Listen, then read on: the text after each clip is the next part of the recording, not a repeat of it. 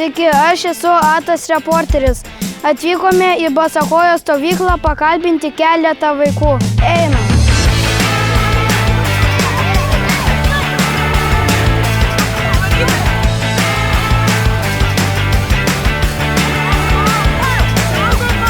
Tai tik.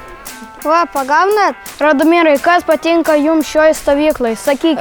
Man šioje stovykloje patinka tai, kad galima prūde maudytis, kad nereikia kur nors toliai eiti. Apsirengi, maudymosi kelnaitės ir varai už namo ir viskas, prūdas. Ačiū.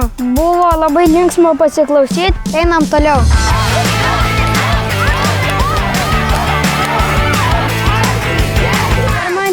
Kiek šius metų dirbate šioje stovyklai ir koks jūsų įsimintiniausias įvykis šioje stovyklai? Sakykit.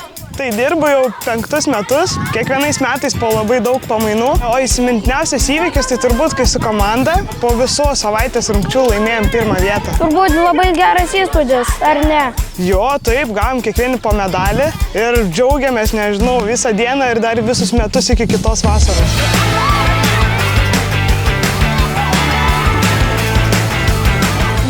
Ko jūs čia laukite? Pažiūrėkite, kiek daug mergaičių.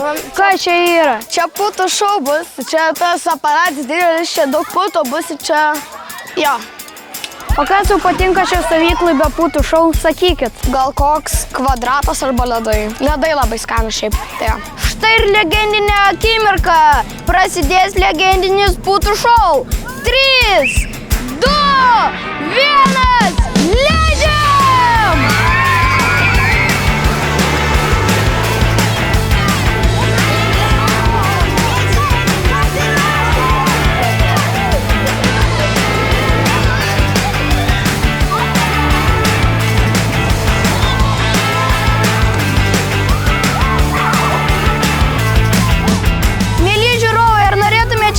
Nes aš čia ir esu. Ate.